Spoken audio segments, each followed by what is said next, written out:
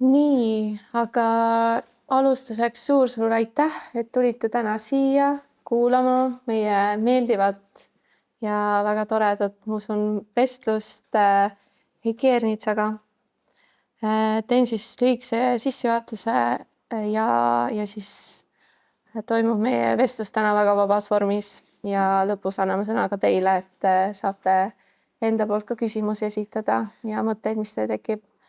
Mina olen siis Liina, mina olen Tartu Illustratsioonifestivali poolt ja nagu loomulik ja selgelt mõistetav, siis meiega on siin Heiki Ernits, kes on siis Eesti animaator, kunstnik ja illustraator ja võib-olla meile kõigile kõige rohkem tuntud siis palavalt armastatud lootefilmide sarja üks illustraatoreid, kelle ta siis loonud on, või ta illustraator, kes ta on loonud siis Janno Põldmaaga ja ta on ka illustreerinud mitmeid menuraamatuid, mis on siis näiteks Kaka ja kevad, Leiutajate küla, Lotte ja ta on töötanud karikaturisti ja reklaamikunstnikuna.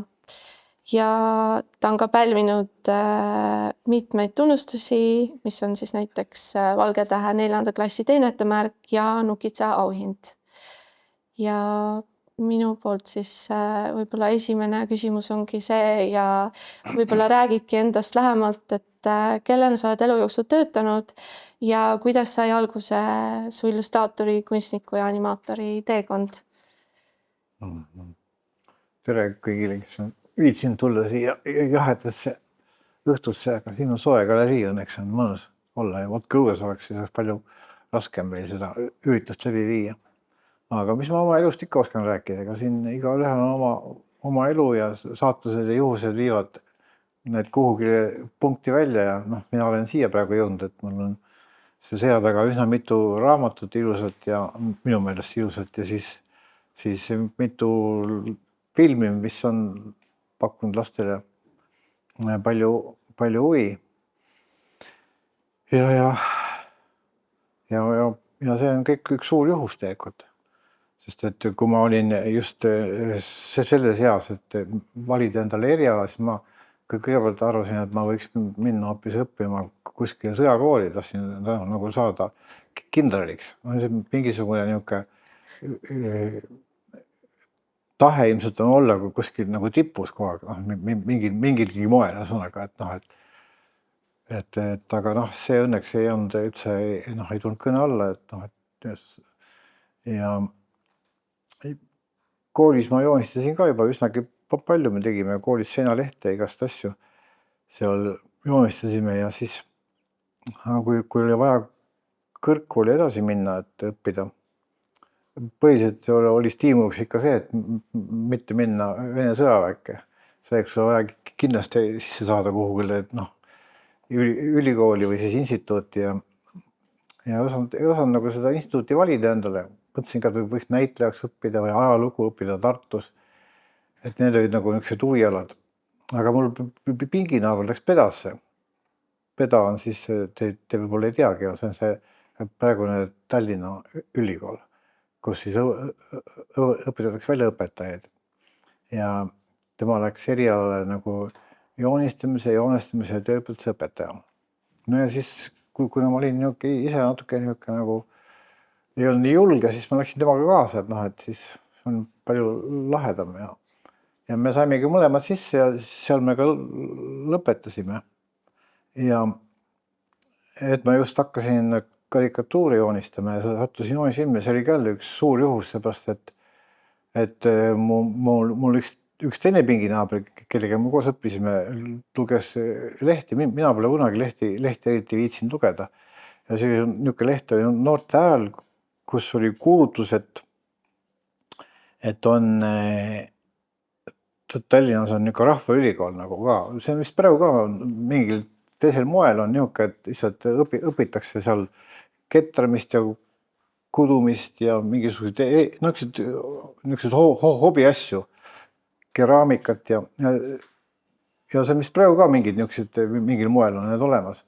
Aga siis oli üks kursus oli karikatuuri kursus, pool aastat kestis ja selle juhendajaks oli Edgar Valter. Ja siis maksin omaga 10 rubla ära ja siis sattusingi sinna, et siis igal nädalal ühe korra istusime koos seal oli üks ruumik, kus sai siis nagu neid õppetunde läbi viia ja sealt saigi nagu alguse see armastus nagu niisuguse karikatuurse joonistamise vastu ja ka niisugune lähedane sõprus ja tutvus Edgar Valteriga, kellega meid saatus ka edaspidi kokku viis, kui ma juba olin tööl joonisfilmis ja tegime seal filme, siis ühel hetkel tuli niisugune ettepanek, et võiks teha mingi lastefilmi, et see võiks olla Edgar Valteri raamatu Jahikoer Ramsese seikluse põhjal. Noh, see ei olnud mitte minu idee, vaid see oli nagu selle stuudio idee. Sel ajal otsustas neid filme, mis filme teha üldse, otsustas ikkagi stuudio nagu toimetus. Tänapäeval käib ikka nii, on see vastupidi, et otsustab režissöör ja autor, mis filmi ta teha tahab ja siis ta otsib endale stuudio, kus seda teha saab või teeb hoopis kodus, eks ole, näiteks. Noh, igat asja ei õnnestu sul kodus teha, eks ole, mängufilmi, noh, kuidas sa kodus teed, eks ole. Tuleb võib-olla väga iga film. Ja siis tegime Edgar Valteriga koos siis kolm filmi siis sellest Jahikoer Ramsese seiklustest. Niimoodi see läks, joonisfilm läks siis edasi, see oli aasta 1986, kui ma neid filme tegin siin Tallinna filmis. Siis tuli iseseisvus ja filmi rahastamine nagu hakkas nagu kogu aeg vähenema ja see oli oht, et nagu meie stuudio, sel ajal ta oli ainus stuudio Eestis üldse, mis tegi joonisfilme. Et see stuudio tuleb kinni panna ja siis me hakkasime mõtlema, et peaks tegema nagu mingit nii-öelda kommertsi, et mingit lastefilmi teha, et sellega võiks nagu müüa välismaale või midagi.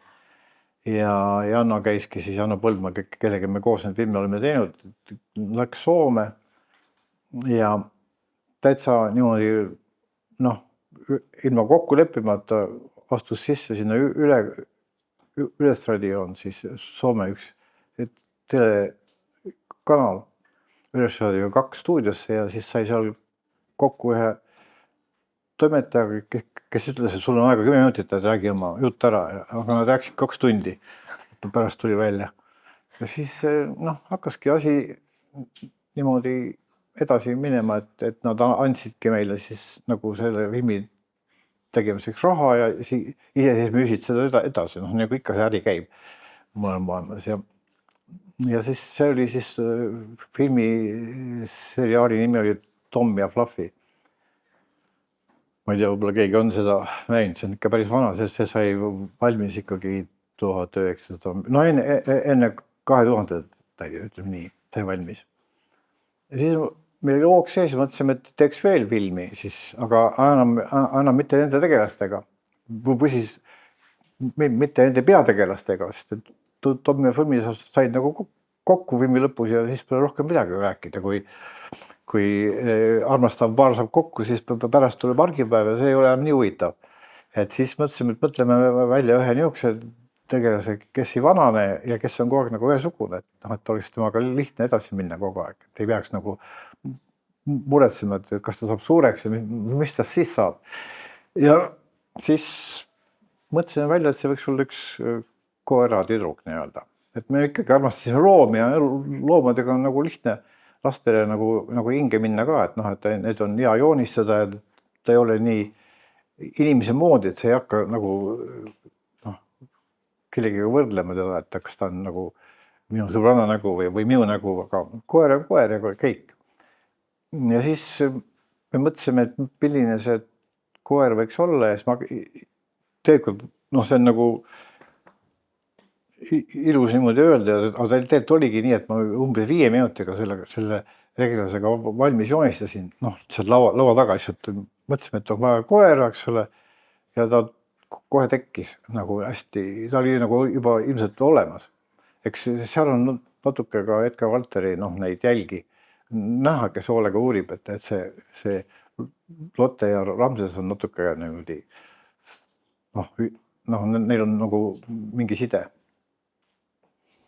Nojah, ja siis nii ta läks ja nüüd me oleme siiamaani jõudnud, et meil on 3 täispikka lottefilmi ja siis üks seriaal ja hästi palju lotteraamatuid ja meil on veel neid lotteraamatuid veel plaanis ja meil on ka Lottemaa, eks ole, selles mõttes, et on saanud ühe väga suure asja valmis ja loomulikult me ei teinud seda kahekesi või nagu öeldakse, üksinda ei teinud seda, vaid seda Lottemaad aitasid ehitada ka ja arhitektid ja ühesõnaga see oli seda rahvast ikka väga palju, kes on teinud ja kui te vaatate filmi, siis filmis on ka ikka tiitlites on üle 200 nimegi, kes on igaüks andnud oma selle ajast niisuguse panuse, et see film valmis saaks.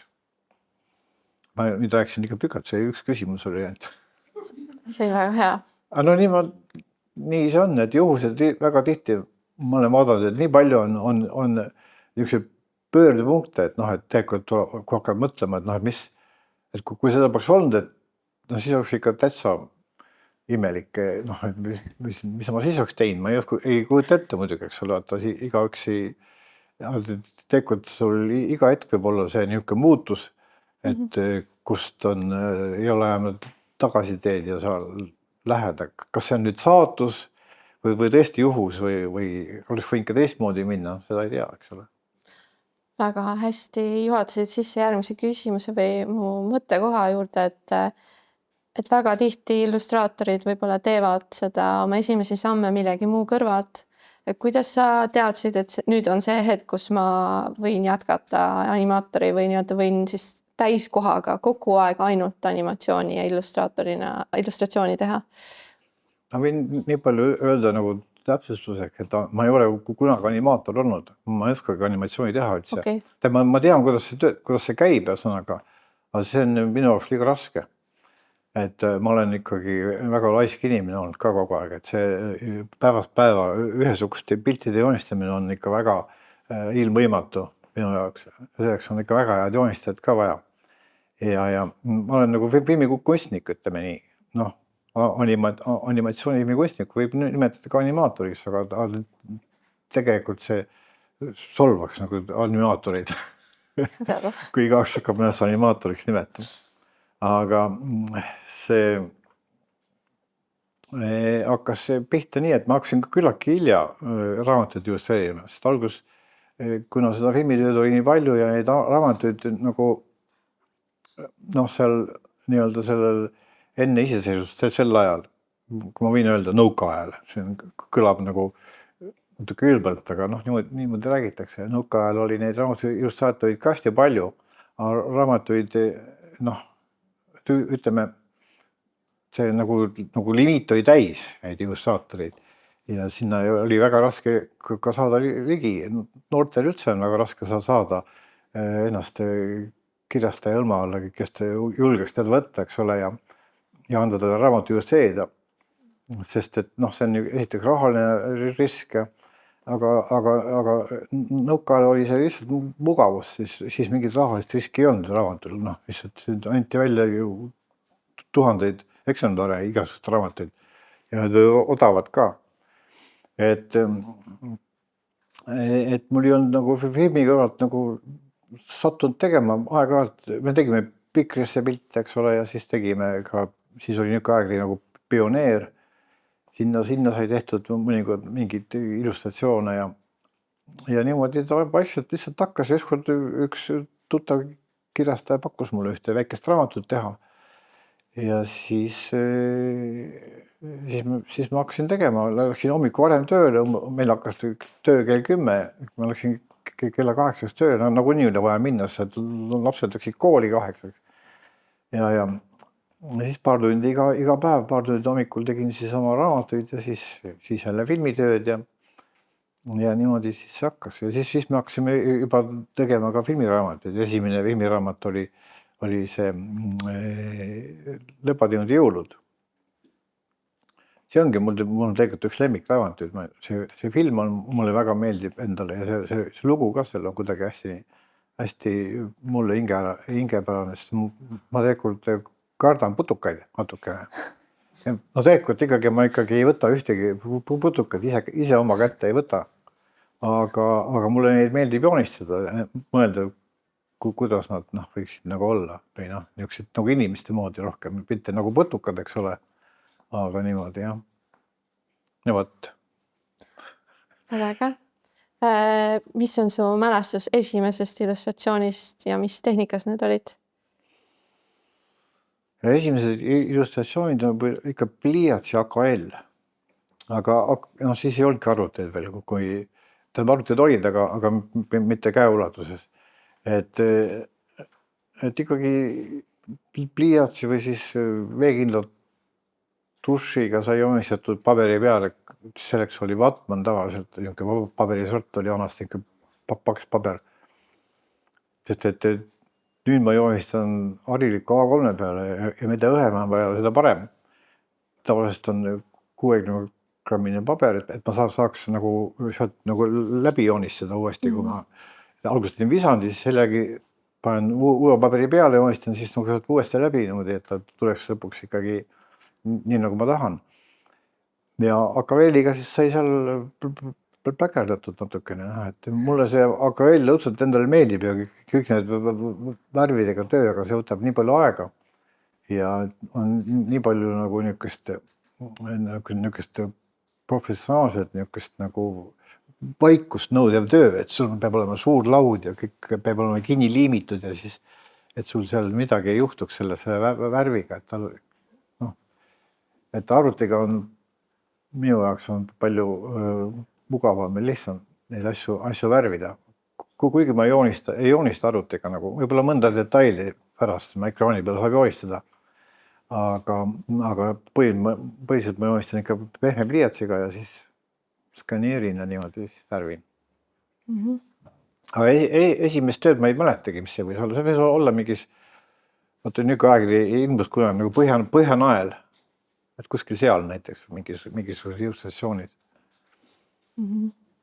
Kui nendest esimestest kordadest rääkida ja sa ise mainisid ka, et sa alustasid oma teekonda võib-olla natuke hiljem, siis mis olid kuidas su nagu need eelmised kogemused ja need ametid võib-olla, mida sa pidasid või siis ka see unistus saada kindraliks, et kas need on ka kuidagi su käekirja või siis su neid tegemisi või ka neid tegelasi või töid inspireerinud ja mil määral? Ma ei oska öelda, võib-olla see unistused peegeldavad ka seda iseloomu ka, et mul on õnneks olnud see, et ma olen saanud kogu aeg teha seda, mida ma tahan, et mitte keegi nagu pole saanud öelda, välja arvatud võib-olla perekonnariigis, ütleme nii, aga et tööalaselt on õnneks kogu aeg nii olnud, et ma olen saanud teha seda, mida me oleme siis nagu kas siis koos otsustanud teha või ma olen saanud kogu aeg neid inimesi nagu kamandada ja käsutada, kes meil seal töötavad, heas mõttes muidugi, sest ega seal mingit niisugust sundust ei ole, kõik on ikka mõnus atmosfäär on jooni silmis, töö atmosfäär. Et selles mõttes see positsioon on nagu soodustanud mul seda töö tegemist ka, et ma olen saanud olla nagu nii-öelda juhtival positsioonil nagu seal, juba ikkagi aastakümneid, ütleme nii. Et esimese filmi ma tegin, siis oli aasta 78, kui keegi teab, mis aasta arv see nüüd on, 1978. Et siis ma läksin Tallinna tööle ja siis ma olin küll nagu kunstiklavastaja assistent ja olen selle perioodi ilusti läbi elanud, kus ma olen ka olnud kellegi käealune ja teinud seda, mida ta ise on mul siis palunud teha, ütleme niimoodi. Et kuidagi see elu on niimoodi, et ma saan ka öelda ära, ütleme raamatud, mis mulle ei sobi. Et ei ole niisugust kriisi, et nüüd keegi ei paku, nagunii kõik, kui siin on illustraatorid siin seltskonnas, sest ega raamatu illustratsioonidest ei ela mitte keegi, eks ole, Eestis ära, see on lihtsalt kõrvalhobi või niisugune mõnus töö, aga mitte elatusallikas. Muidugi mingit raha ikka saab ja saab sellest siis midagi sellega teha, aga ta ei ole nagu palgatöö, ütleme selles mõttes, et sa võiksid nagu sellega rahulikult läbi elu minna. Et siin taga jooksevad ka mingid pildid, need on siis nüüd viimasel ajal ma olen teinud üsna palju tähekesse nagu ka pilte, et see on ka nagu hea väljund väga erinevatele noortele kunstnikele ka. Noh, mina olen küll vana, ütleme, kunstnik nii-öelda juba, aga sinna, kuna see ilmub iga kuu, eks ole, kas isegi ka 2 korda kuus või 1 kord, ma ei teagi neid. Vahet pole, ühesõnaga seal on ka igasuguseid illustraatorid nimesid, keda pole ennegi kuulnud, eks ole, aga nad saavad võimaluse näha, kuidas nende pilt nagu välja näeb, kui see on kuskil avaldatud ja see on, ma mäletan seda tunnet, kui minu esimene pilt avaldati Pikris, siis see oli ikkagi väga äge tunne oli, see oli ikka nii, käisid pool päeva nagu ringi nina püsti ära, arvasid, et kõik teavad, kes sa oled. Kui siia ettepoole saab istuda, siin on 3 tühja kohta. Kes seal sees avad ukse juures. Isegi 5 tühja kohta on.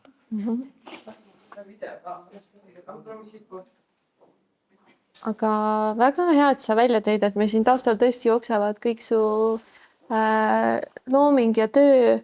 Et võib-olla ma küsiski, et kuidas sa oma karakterid välja mõtled, et millest sa pihta hakkad?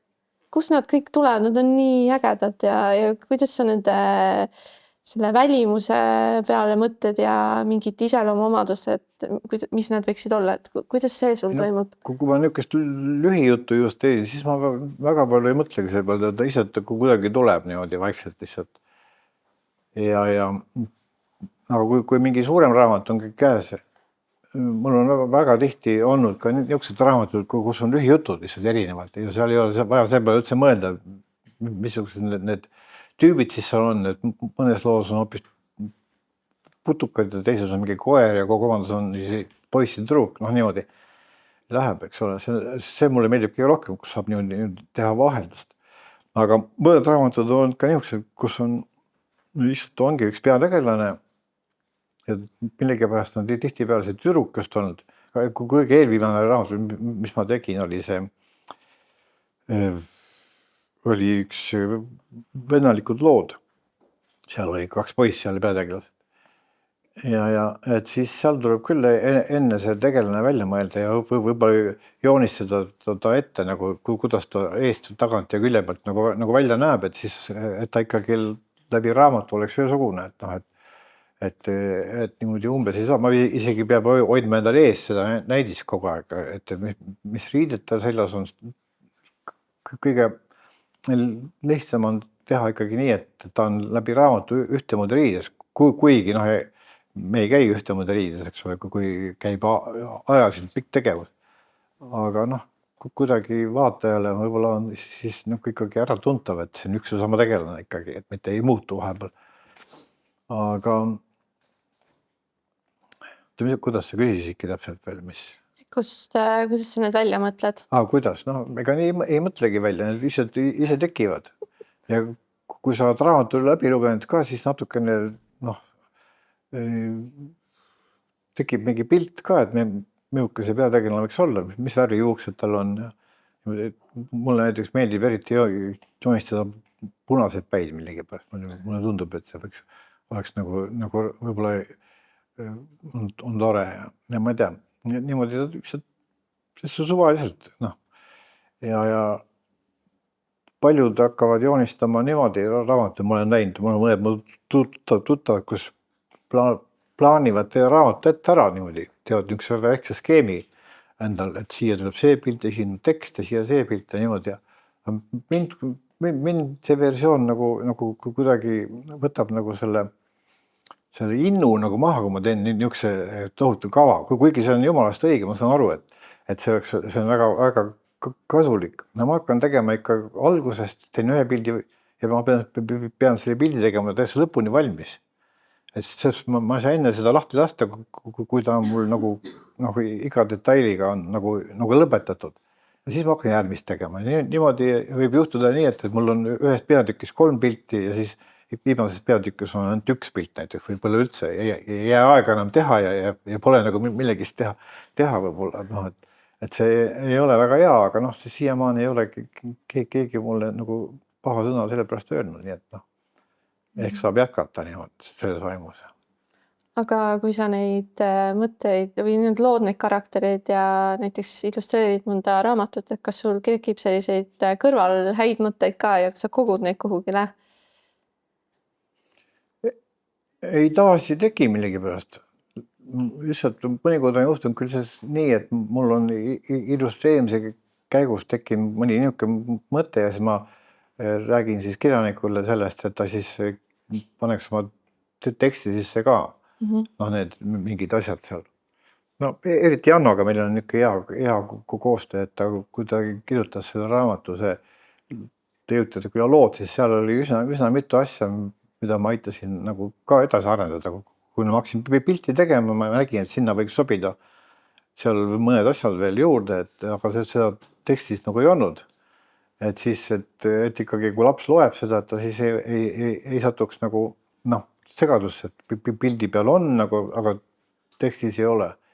Et siis ikkagi ta kirjutas sinna vastavad asjad siis juurde. Seal oli näiteks just see, et kuidas jänesed otsustavad, et kes järgmine aasta on jõuluvana. Et siis nad viskavad loosi, eks ole. Mina mõtlesin selle välja, et see loos võiks nii olla, et seal kübara sees on nagu valged herned ja üks must hernes. Et siis nad võtavad sealt igaüks niimoodi ei näe, mis võtavad, kes saab musta hernes ja võtab siis, et see on siis järgmine aasta jõuluvana, nagu seal Leeutute külas. Ja siis, see siis Janno kirjutas nii sinna teksti sisse ka selle. Ja tihti peale ma unustan ära näiteks, et kui autor on kirjutanud, et inimesel on seas kollane jope, aga kuna kollane mul väga lemmikvärv ei ole, siis ma olen teinud sinna sinise jope. Ja ma pärast loen, kui ma loen hoolega teksti, siis alguses ma loen niimoodi nagu ahnelt lihtsalt teksti, ma ei panegi võib-olla detaile tähele. Siis mul värvisin üle selle jope ikkagi kollaseks, et nii on ikkagi, kui on öeldud, et on kollane jope, mis ma pean siis niimoodi, kuna ma olen niisugune nagu realistlik, ütleme, illustraator, põhimõtteliselt, kuigi need on karikatuursed tüübid, eks ole, aga kõik, mis neid ümbritseb, on niisugune küllaltki realistlik ja seal ei ole niisugust kujundit väga niisugust, nagu väga paljud tänapäeva lasteraamatute illustraatorid kasutavad niisugust, et nende pildi ei olegi otseselt nagu nii väga aagitud selle tekstiga, vaid on nagu niisugused natukene üldistatumad ja lastele meeldivad neid ka, sest tegelikult miks üldse on vaja raamatut illustreerida, on keegi see peale mõelnud või? Vanasti ju illustreeriti ainult piiblit, eks ole, see ei ainult selle jaoks, et inimesed ei osanud lugeda, nad siis vaatasid pilte ja siis said aru, mis värk on selle Jeesuse ja nende asjadega. Ja kirikutes samamoodi, et need ikoonid ja pildid olid lihtsalt selle jaoks ka, et oleks nagu selge pilt, et kuidas see asi peab käima, see elu. Aga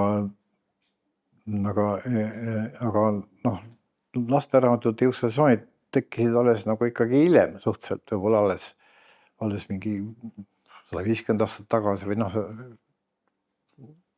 ma mäletan, et mingit raamatut ma lugesin, vana raamatut, et see oli ilmunud 38. aastal oli Sepelgassi, siis seal olid mõned üksikud niisugused puulõikes tehtud niisugused nagu väga üldistatud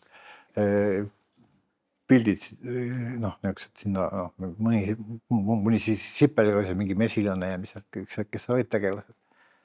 Et tegelikult illustratsioon on mõnes mõttes raamatus üleliigne, sest et inimene loeb ja see, mis ta loeb, see on juba ise nii fantaasiat ja seda kuulutavalt arendav, et tal ei olegi vaja enam midagi vaadata. Aga ometi on ikkagi hea, kui on sul pilt ka, sest nagu öeldakse, et ma panen 10 korda näha, kui ükskord kuulda. Et ikkagi kõik see visuaalne informatsioon annab nagu selle raamatule juurde ja kui on head illustratsioonid, mis aitavad seda nagu teksti nagu aru saada või kuidagi niimoodi rohkem selle tekstiga samastuda, siis on see ainult ju hea, kui on. Sest et muusikaga on samamoodi, et kellelgi pole ju vaja muusika kuulamiseks need videosid, aga ometi neid ahnelt vaadatakse ja need on ikkagi ka, kui on head hästi tehtud, siis see ikkagi mahustab hoopis uue niisuguse nagu terviku, et see ei ole enam raamatu või muusika, vaid see on niisugune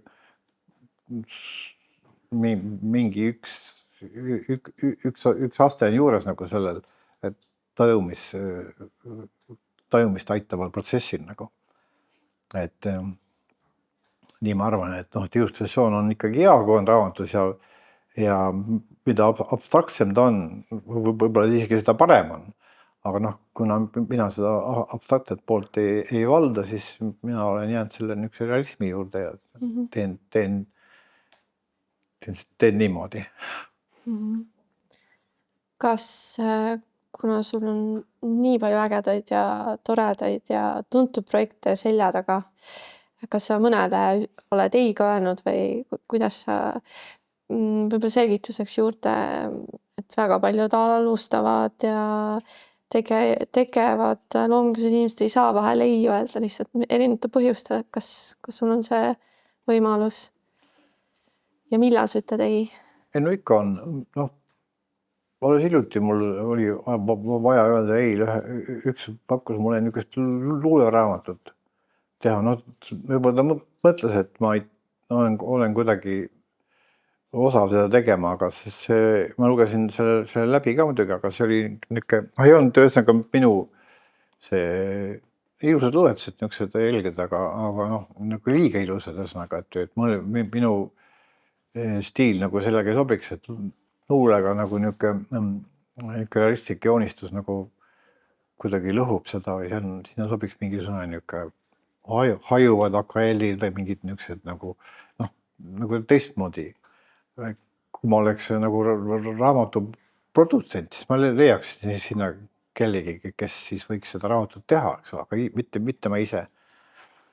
Ja et see on ikkagi igaüks peab teadma, mis talle sobib ja mis talle üle jõu ei käi, et ta saab seda nagu, alati võib muidugi võtta endal ka mingi niisuguse ülesande, et sa paned ennast proovile, et kas sa saad sellega hakkama, aga tihtipeale lihtsalt ei ole seal mingit mõtteid, kui see on liiga palju erinev sinu sellest nagu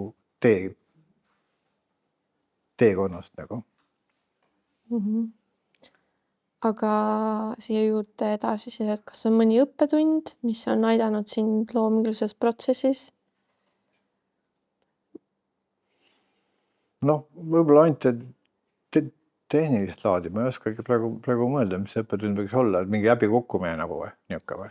No võib-olla oled midagi ette võtnud või teinud, kus oled aru saanud, et teistmoodi võiks teinekord teha?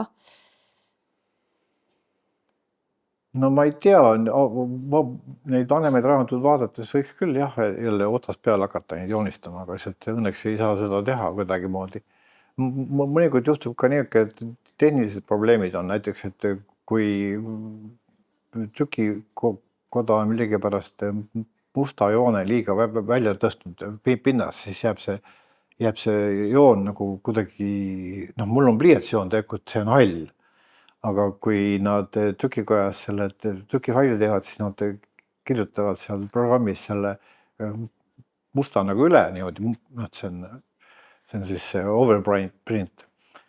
Ja siis ta läheb mõnikord liiga mustaks ja siis sellega tuleb, ma ise ei käi trükikodas tavaliselt vaatamas, kuigi peaks, aga lihtsalt alati on siis nii kiire mingi pärast, et ei jõua sinna trükikotta ja nüüd tänapäeval trükitakse juba kuskil mujal ka, ma ei tea, Poolas ja ma ei tea, Hiinas või et selles mõttes, et sa saagi sinna ligi minna.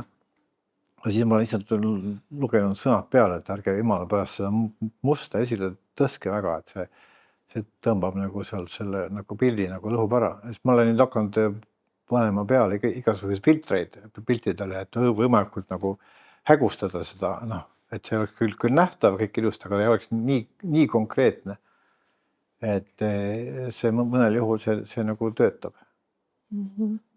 Et niisugused õppetunde ikka tuleb, aga niisugused õppetunde, et sa, tegelikult üks on küll olnud, üks raamat oli niisugune, õnneks mitte küll väga paks. See oli mingi pulmavideo või mis selle pealkiri oli, mingi kassi, seal oli üks kass ja koer olid seal, rikkusid ära ühe PR-rahva pulmavideo kuidagi moodi, hakkasid ise seal tantsima ja ma vastisin terve see raamatu valmis, seal ei olnud väga palju pilte, võib-olla 30 või tähendab mingi 10 paaris lehekülge vist oli, jah. Ja siis ma otsustasin, et ma pean ikka täitsa ümber kõik tegema, otsast peale kõik tegelased teistsuguseks üldse.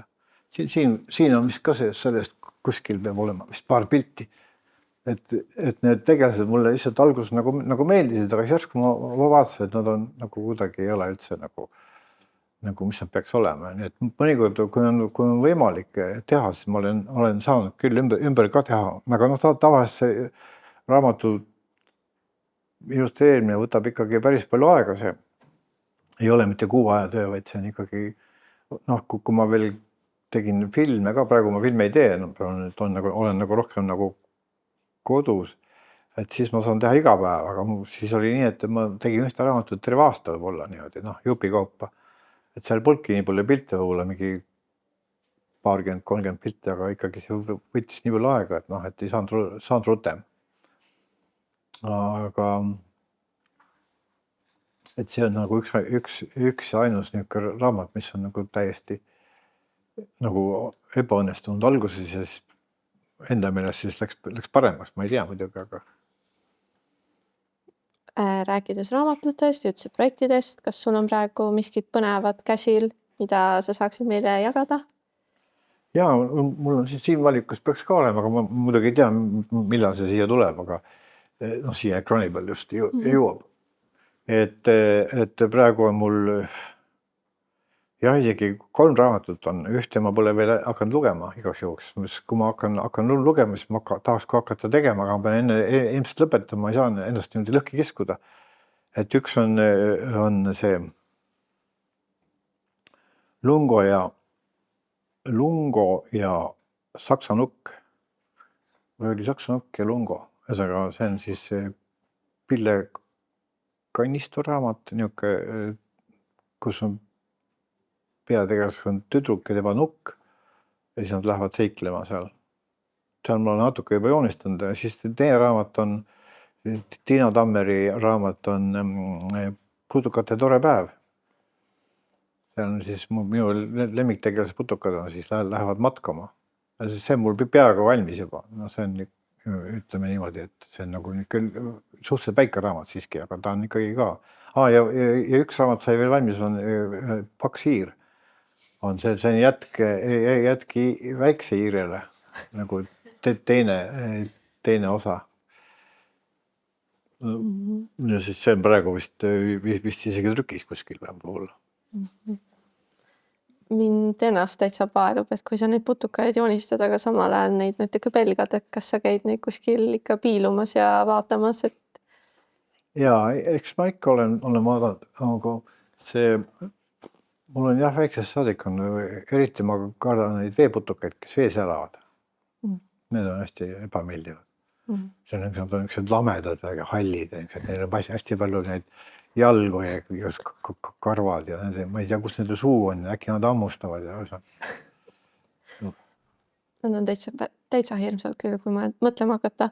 Aga võib-olla siis viimaseks, kuna meie publiku hulgas ja festivali külastavad ka väga paljud alustavad illustraatorid, kes veel mõtiskevad selle peale, kuhu edasi ja täpselt mida teha, siis mis sinu poolt oleks sellised soovitused neile või ka tegelikult tegevatele illustraatoritele enda poolt, et. Ei oska midagi soovitada, igaks käib oma teed vaikselt ja tuleb lihtsalt nagu uskuda, et sul nagu veab. Sest et tihtipeale on see väga palju selles kinni, et ma olen käinud ka raamatumessidel viimati käisime Bolognas, oli see suur Eesti raamat oli siis seal nagu peaesineja. Või tähendab Eesti raamatud ja kirjanikud ja kunstnikud. Ja siis seal ikka on näha, et seal on niisugune suur stend, nagu koridori sein, mis on, ma ei tea, mingi 50-60 meetrit pikk, kuhu siis kunstnikud kleebivad oma töödest näidiseid, no nagu niisugused postkaardi suuruseid pilte. Ja seal juures on kas vihikaardid ja kõik nad otsivad tööd ja seal on väga ilusaid kunstnikke on ja väga palju erinevaid. Ühesõnaga see pilt on tohutult kirju, mida kõik tehakse. Alates niisugusest abstraktsest ja niisugusest nagu mõistujutu illustratsioonist kuni siis ülima realismini ja lausa maalideni. Et see on väga palju, aga neid lasteraamatuid ka välismaal ei ilmu ka väga palju siiski. Seal jääb mulje küll, et on tohutu, aga need ilmub palju, aga nende tiraažid on väiksed ja nende eest ei maksta kuigi palju. Sest siin Eestis on ikkagi mingi harilik lasteraamat, võib-olla tehakse 1000 tükki või 2000 tükki ja ütleme Kivirähud ja mõned niisugused kuulsamad autorid, neil on tõesti nagu tiraažid nagu natuke suuremad. Et seal Kivirähul on vist juba mingi mõni raamat on 30 000 eksemplar tehtud ja niimoodi. Et lihtsalt kui soovitada, siis tuleb lihtsalt enda jaoks teha pilte ja siis kui juhtub, siis ma ei teagi, on olemas ju need veebilehed, kuhu inimesed panevad oma pilte üles ja need kirjastajad, ma pean ütlema, saaduskatte all ka neid vaatavad aeg-ajalt ja otsivad, et kes võiks, et kõik tahavad ka midagi uut, eks ole, muidu kogu aeg üks ja sama inimene teeb kõiki raamatuid, see pole ju ka väga põnev, eks ole, samal ajal on ju ka niisugune järelkasv, eks ole, olemas, keda tuleb avastada. Ja tuleb asuda mingite nende kollektiivide liikmeks, kes siis veebis oma pilti jagavad ja siis seal neid panna üles ja olla nagu kalamees, kes viskab oma selle mingi saiatüki, söötab sinna 3 korda peale, viskab vette ja siis jääb ootama, et äkki näkkab. Ja niisugused üritused nagu see, eks ole, siin ja Tallinnas oli ka raamatuala illustratsioonide üritus siin augustis vist oli. Seal Telliskivi keskuses. Tuleb vägisi viia sinna ja niimoodi, sest kirjastusse viia ei saa nagu, sest et keegi ei tea, kus nad asuvadki õieti ja kas keegi seal just, võib seda ka proovida muidugi. Jah. Tuleb lihtsalt olla endas kindel, et see, mis sa teed, on hea ja siis tuleb proovida neid pakkuda inimestele, kes siis aitavad edasi minna. Mulle tundub see üks väga head soovitused. Võib-olla siis keera mingi meie publiku poole, kes te siia olete tulnud väga toredasti. Kas teil on tekkinud küsimusi? Te soovisite? Ma tahtsin küsida, et kui te nüüd algselt tegite neid putukaid, et nad võimalikult realistlikult välja paistaks, kas te tegite mõnele putukale plastilliimist sellise kuju ka ette, et näha, kuidas ta siis 3-aastaseks välja paistavad? Ei, me ei teinud seda küll. Sa mõtled seda Lepateenud ei olnud filmi või? Jaa, et tollel ajal ei olnud arvutitehnikud, et te tegite kõik käsitsi. Ei, sel ajal juba oli. Ma isegi õppisin ühe arvutiprogrammi ära, millega neid taustasid teha ruumiliseks. Et meil juba oli, siis oli see Lightweb oli see programmi nimi. Seda enam vist ei ole. Praegu on Maja vist ja mis seal veel on igasugused need, millega tehakse 3D asju. Aga kõik tegelased on sündinud ilma sellist, ongi teie peas, nagu ei ole seda?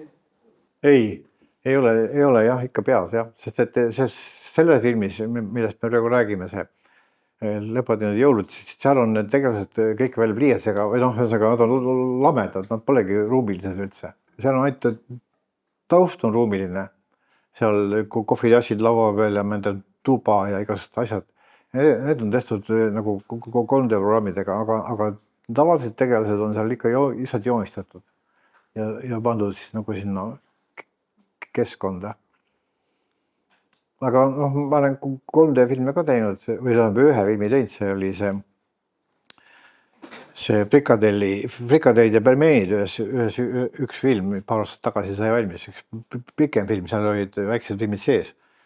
Ja mulle tegelikult see 3D maailm meeldib, sest see on realistlik nagu ja mulle, nagu ma ütlesin, ka meeldib niisugune realistlik nagu realistlik asju vaadata, aga mitte ka nagu, et ta on nagu 100% realistlik. Näiteks kui ma vaatan mingeid Šiškini maali, eks ole, kus on nagu kõik need männiokkad ja kõik on nii täpselt maaitud, see on nagu ülim foto, aga ta ikkagi kuidagi jääb nagu igavaks, et tahaks nagu ikkagi, et seal ei oleks nagu nii, noh, et ta on ikkagi nagu realistlik, aga samas on seal midagi muud ka veel, mis viiks nagu selle mõtte kuskile mujal, et ei ole nagu täpne koopia olemasolevast. Minul on ka küsimus, et ma tervet vestlust kahjuks ei kuulnud, et võib-olla oli jutuks, aga et mainisite, et Janno Põldmaga on olnud väga hea koostöö. Kas on juttu olnud ka täna sellest, et milline see koostöö Andrus Kivirähkiga on olnud, siis tema raamatuid olete ju väga palju teinud? Nojah, me rääkisime sellest, et me tegime filmi ja Jannoga koos, aga enne kui me hakkasime filmi tegema, me kirjutasime filmi stsenaariumi ja vaat seal oli Andrus Kivirähk meil abiks nagu, ühesõnaga raske on öelda abiks, ta oli ikka nagu väga suur nagu ratasvankri all. Et me kolmekesi istusime siis koos ja enne kui me seda, noh, me oli teada, et hakkame filmi tegema, et on vaja, mis lugu siis on. Ja siis me istusime koos ja arutasime siis nagu, et tihtipeale juhtus nii, et enne kui subtoodi oli meil juba filmi nagu plaan nagu paigas, et oli vaja ainult siis edasi mõni koht veel välja mõelda, mis seal võiks juhtuda. Ja edasi siis me juba Jannoga tegelesime detailidega, sest Andrusel on oma aeg ja tal pole aega ka iga päev käia istumas kuskil joonisilmis, vaid ta teeb oma edendeid, romaane ja asju. Ja nüüd just sai ka üks uus raamat teile valmis, järgmine nädal on esitlus. Et Eesti rahva uued rahvajutud või kuidas see pealkiri oligi täpselt. Et Andrus Kivirähk oli meil jah, iga selle raamatu juures, selle filmi juures oli nagu kaasautoriks. Ja ühe raamatu, selle esimese raamatu Lotte Reis Lõunamaale on ka tema pannud kirja. Seepärast, et Janno samal ajal kirjutas raamatut Lepadiundi jõuluid. Et noh, ta ei saanud ka kahte raamatut ühe korraga kirjutada, kuigi ta väga tahtis ise seda Lotte raamatut kirjutada, aga juhtus niimoodi. Ja siit Ekuna küsiks, et kuidas on olnud koostöö heliloojatega, Grünberg, kuidas läinud? Noh, need on meil vanad tuttavad lihtsalt, tihtipeale ikkagi võetakse niimoodi, et võetakse need kaastöölised nagu mitte riigihankega, vaid oma kindla nagu usu peale, et sa ei tea, mis ta väärt on ja mis ta teeb. Ja siis on kindlasti neid heliloojaid on ju siin 10, kelle hulgast võiks nagu valida, kui nagu oleks nii täitsa nagu võõras selles maailmas, aga kuna on nagu hea sõber, siis on hea ju võtta ju teda nagu töösse. Sest on juhtunud mul niisugune lugu ka, et kui ma esimest seda samast Ramsese filmi tegin, siis mul üks tuttav soovitas noort heliloojat, oli see Toivo Tulev ja Ville Kell. Ja nad tegid päris vahva filmimuusika, nad on praegu ka tegijad muusika vallas. Et just klassikalist laadi, nagu või moodsat moodi ka klassikalist muusika vallas. Ja tegid siis filmimuusika niisuguste puhkpillide ja trummide ja igast niisuguste asjadega nagu päris vahva. Päris huvitav muusika tuli, aga toimetus eemandas ära, kui seda kuulis ja otsustas, et seda muusikat filmi ei tule. ja pakkusid selle asemel seda Olav Ehalat, kes on ka muidugi väga äge helilooja, aga ta hoopis teistsugune. Võib-olla ta sobiski sellesse filmi paremini, sest ta oli niisugune natuke mahe ja niisugune nagu rohkem lapsepärane võib-olla. Aga ja siis nende muusika nagu siis tühistati ja ei kasutatud, see oli siis nagu stuudioõigus nagu seda teha ja mul ei olnud seal mingit erilist sõnaõigust, ma olin siis nagu noor ka ja algaja esimene film ja mul ei olnud siin midagi väga hüpata seal. Ja sinna see olekski jäänud, aga nali on tegelikult selles, et nüüd aastakümneid hiljem ilmus DVD, nende filmidega 3 filmi.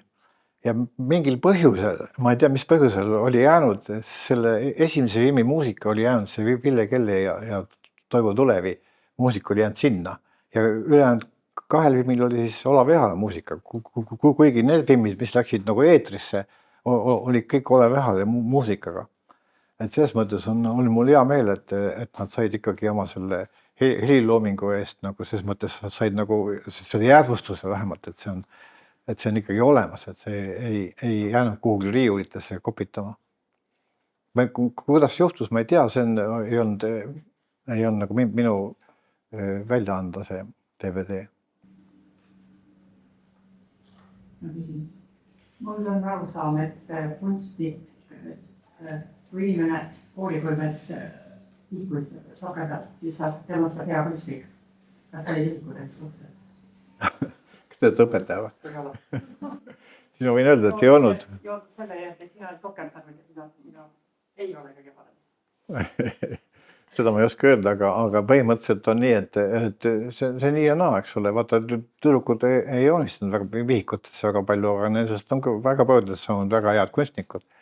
Aga mina sodisin jah, aga mitte igas tunnis muidugi, aga olid mõned niisugused igavamad tunnid vene keel ja mingid niisugused, kus oli, vaata sel ajal, kui mina joonistasin, olid õpikud suhteliselt nagu pildivaesed ka, et olid mustvalged portreed olid tihtipeale füüsikaõpikus ja niimoodi, ja kus oli siis seal keegi siis joonistatud mingisugune Lomonossov või mingisugune Newton või.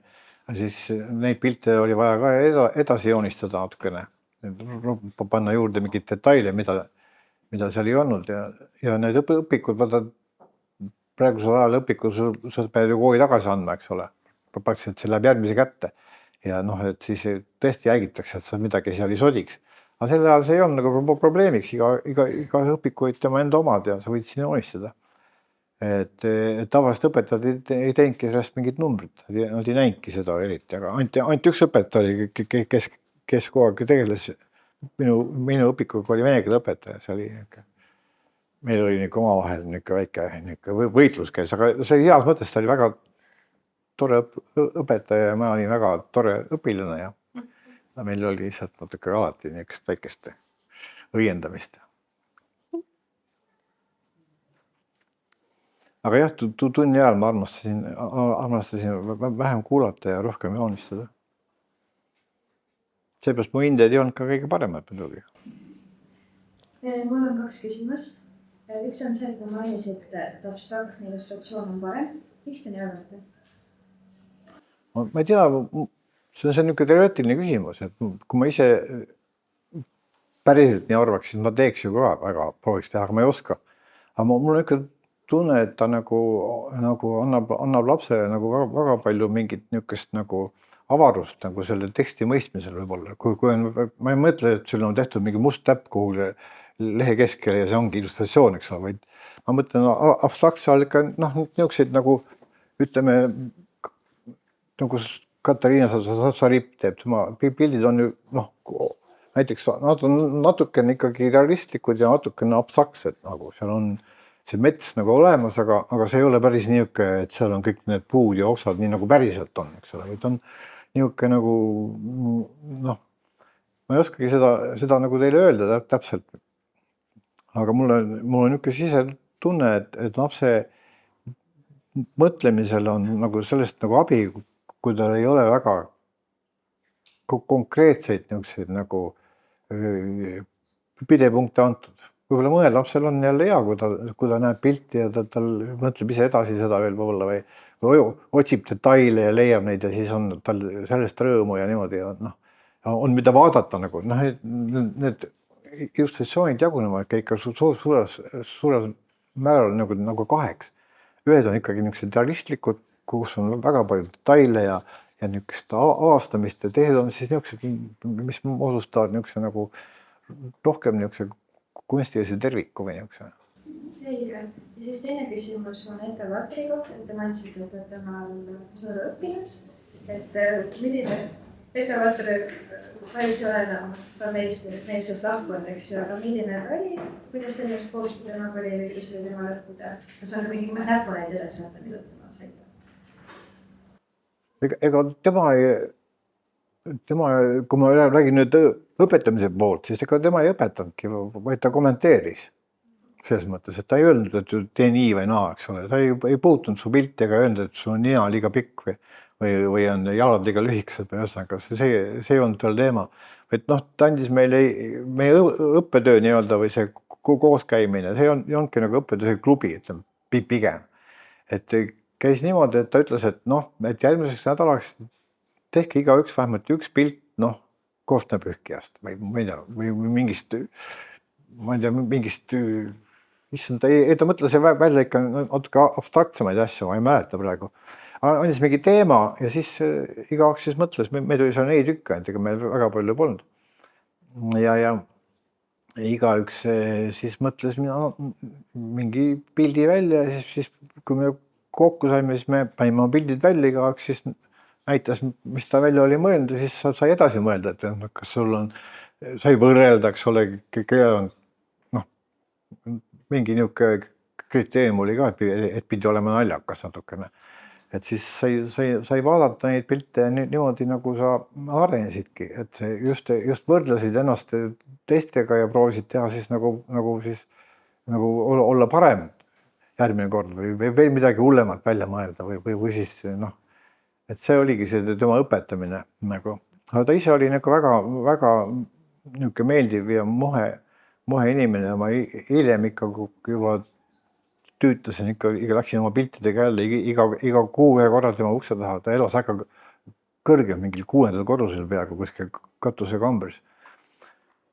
Ja siis istusime seal ja ajasime juttu tema juures ja niimoodi ja hiljem tema ateljeedes käisime ka niimoodi kokku saamas ja siis hiljem, kui ta kolis siia Lõuna-Eestisse, siis käisime ka mõned korrad tema juures nagu seal Pöörismäe talus tema juures seal aidas, kus ta seal maalis seal. Ja ta huvitavalt kombel ta maalis põlvili maas põhiliselt.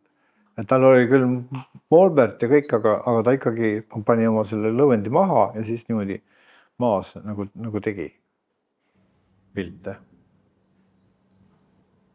Jah.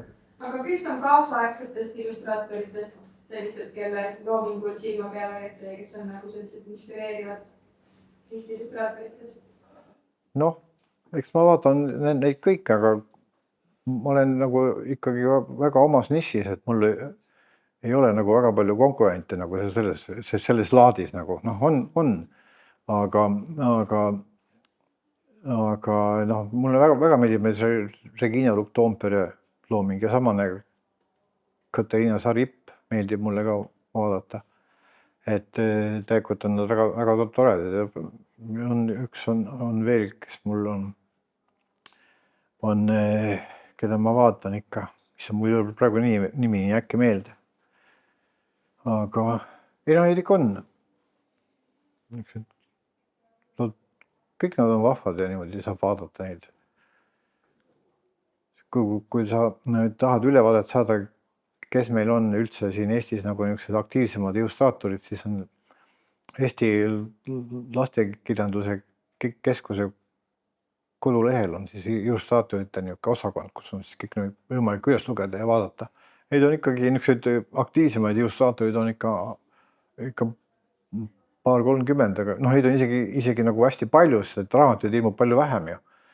Ja niimoodi. Teekotesti on ikka nagu noh, väga väike selle ja see on täitsa imetlusväär, et siin üldse nii palju on illustraatorid, kes saavad ka teha nagu mõne raamatu oma elu jooksul. Kas on veel küsimusi või? Täname, Koer tahtis midagi küsida. koer tahtis midagi küsida. Aga Mul on ka 2 koera. Mul on Jack Russell, ma ei tea, mis see koer seal on. Krants. Ja. Aha. Suur aitäh ja suur aitäh kõigile, kes te tulite ja ilusat festivali jätku siis ka täna õhtul ja suur aplaus.